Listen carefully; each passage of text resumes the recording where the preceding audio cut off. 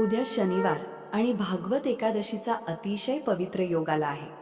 जर तुमच्या घरात पैसा येतो पण टिकत नसेल, वारंवार काही ना काही अडचणी निर्माण होत असतील, घरातील सदस्यांमध्ये कारण नसताना वाद होत असतील किंवा खूप प्रयत्न करूनही मनासारखं यश मिळत नसेल, तर उद्याचा दिवस अजिबात वाया जाऊ देऊ नका.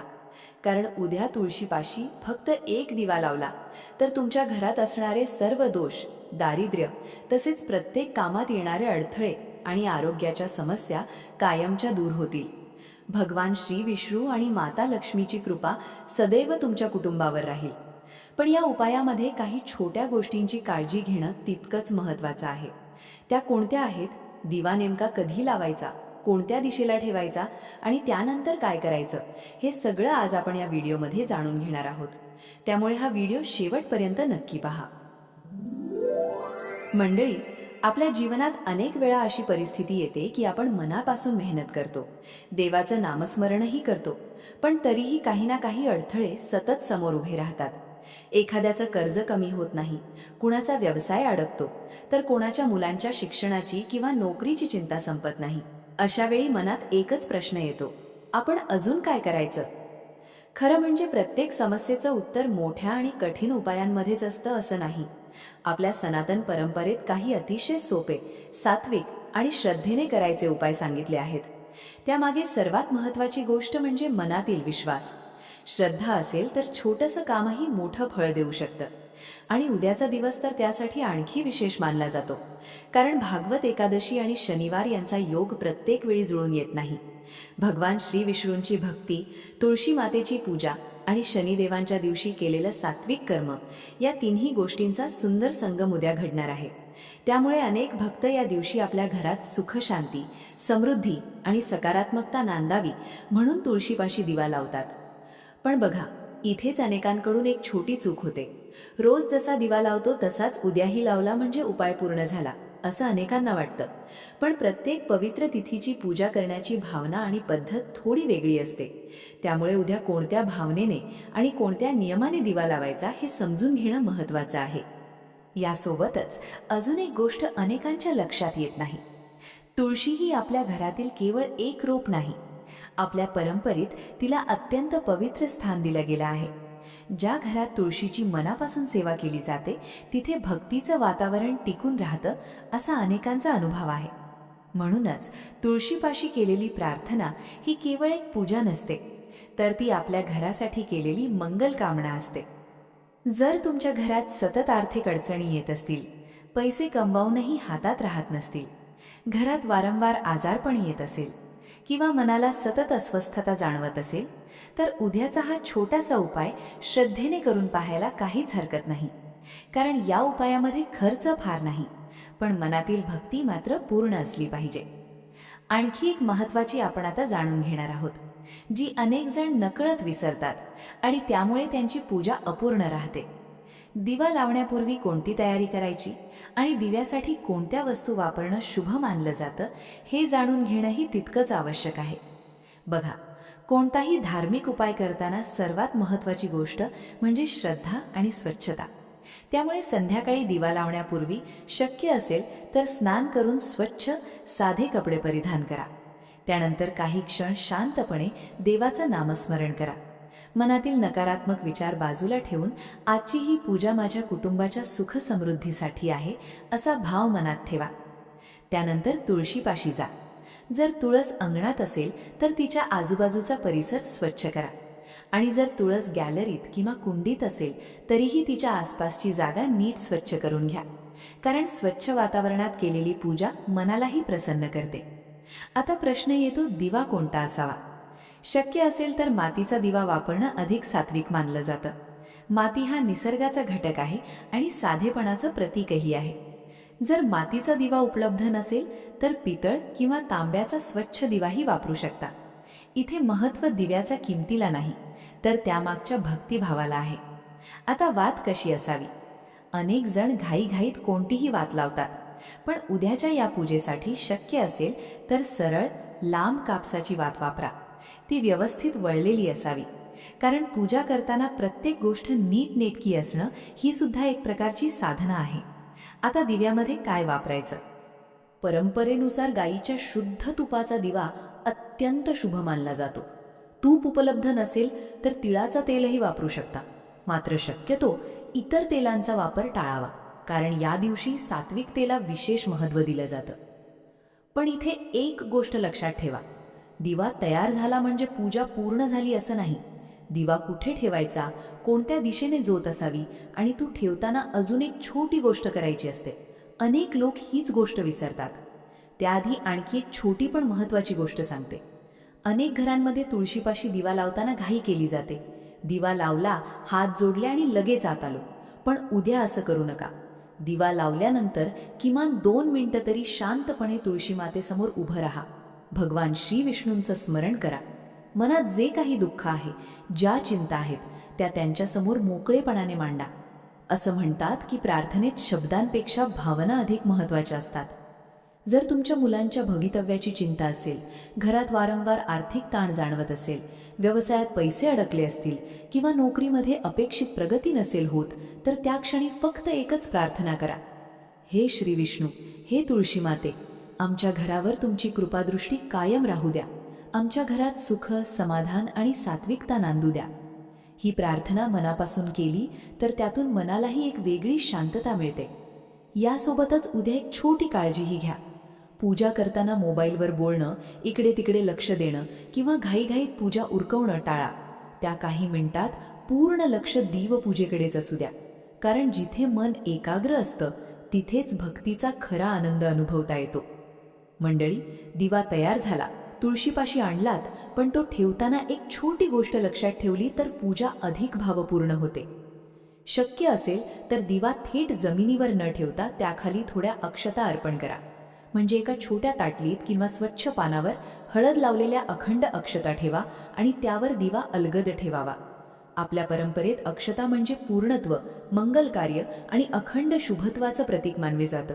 म्हणून अनेक घरांमध्ये हा छोटासा विधी आजही श्रद्धेने केला जातो.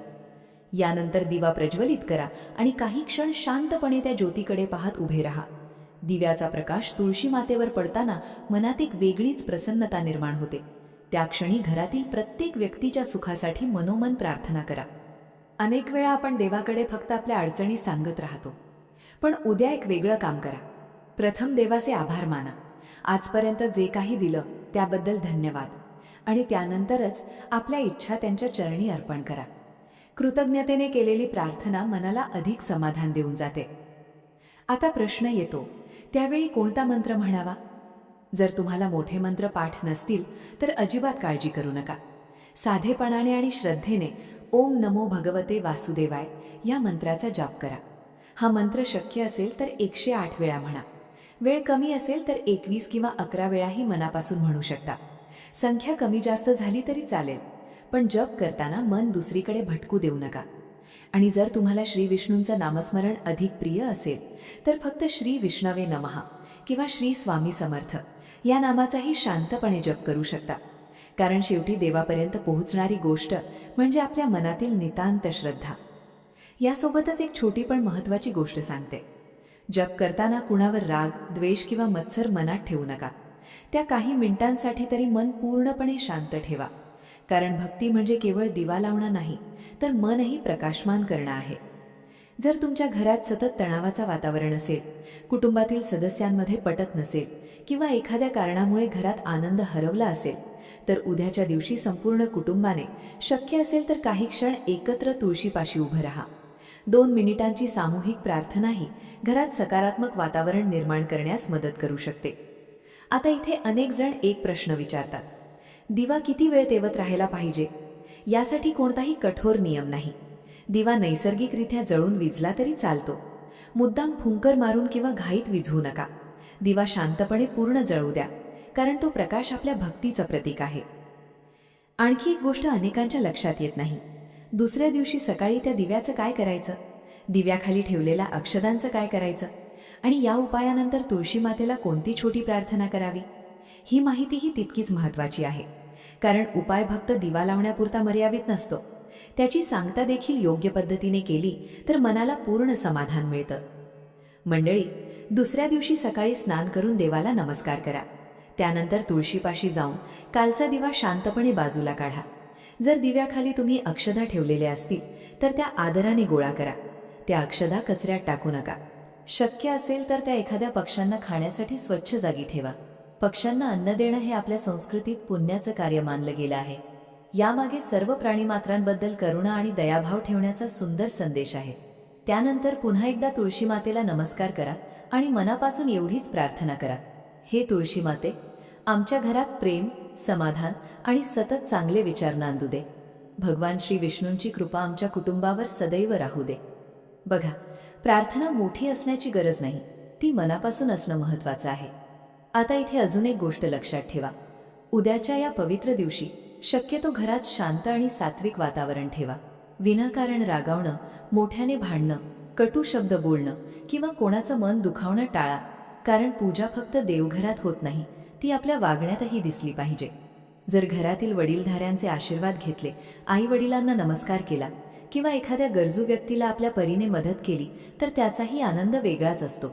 अशा छोट्या चांगल्या कृतींमुळे आपल्या मनात समाधान निर्माण होतं आणि हाच खरा धर्माचा संदेश आहे. यासोबतच उद्या शक्य असेल तर भगवान श्री विष्णूंचं नामस्मरण दिवसातून अधूनमधून करत राहा. काम करत असाल, प्रवासात असाल किंवा घरी असाल, मनात शांतपणे ओम नमो भगवते वासुदेवाय किंवा श्री स्वामी समर्थ असा जप करत राहिलात तरी तोही भक्तीचाच एक सुंदर भाग आहे. आणि जर तुमच्या घरात कर्जाचा भार असेल, व्यवसायात अपेक्षित प्रगती होत नसेल, मुलांच्या शिक्षणाची चिंता असेल किंवा घरात सतत पैशांची चणचण जाणवत असेल, तर या दिवशी देवाकडे केवळ धनाचीच नाही तर योग्य बुद्धी, चांगला आरोग्य आणि कुटुंबातील ऐक्याचीही प्रार्थना करा. कारण सुखसमृद्धी म्हणजे फक्त पैसा नसतो. घरात प्रेम, विश्वास आणि समाधान असेल तर तीच खरी लक्ष्मी असते. आता व्हिडिओ संपण्यापूर्वी एक अतिशय महत्त्वाची गोष्ट सांगायची आहे, जी अनेक लोक नकळत दुर्लक्षित करतात. कोणताही उपाय हा श्रद्धा, संयम आणि सात्विक भावनेने केला तर त्याचं आध्यात्मिक महत्त्व वाढतं. पण जर तो फक्त हे करून बघू काही फायदा होतो का या भावनेने केला तर भक्तीचा खरा अर्थच हरवून जातो. म्हणून उद्या हा दिवा लावताना मनात एकच विश्वास ठेवा, हे प्रभू, माझ्यासाठी जे योग्य असेल तेच मला द्या. माझ्या कुटुंबावर तुमची कृपा कायम राहू द्या. अशी प्रार्थना मनाला स्थैर्य देते आणि भक्ती अधिक दृढ बनवते. मंडळी, एक गोष्ट कायम लक्षात ठेवा, कोणताही धार्मिक उपाय हा देवाला परीक्षा घेण्यासाठी नसतो. आज हा उपाय केला तर उद्याच चमत्कार झाला पाहिजे असा विचार मनात ठेवू नका. कारण आपल्या शास्त्रांमध्ये नेहमी श्रद्धा, संयम आणि सातत्य यांनाच सर्वाधिक महत्त्व दिलं आहे. म्हणून उद्या शनिवार भागवत एकादशीच्या दिवशी तुळशीपाशी दिवा लावताना तुमच्या मनात कोणत्याही प्रकारची भीती नसावी. उलट एक सुंदर विश्वास असावा की भगवान श्री विष्णू आणि तुळशी मातेच्या चरणी मी माझ्या कुटुंबाचं सुख अर्पण करत आहे. त्यांनी जे योग्य ठरवलं आहे तेच माझ्यासाठी सर्वोत्तम असेल. अशी भावना मनात असेल तर पूजा अधिक समाधान देऊन जाते. यासोबतच उद्या शक्य असेल तर दिवसभरात कोणाचंही मन दुखावू नका.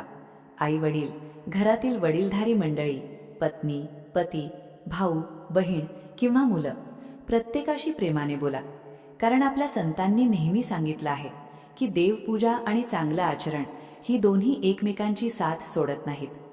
तसेच घरात शक्यतो सात्विक वातावरण ठेवा.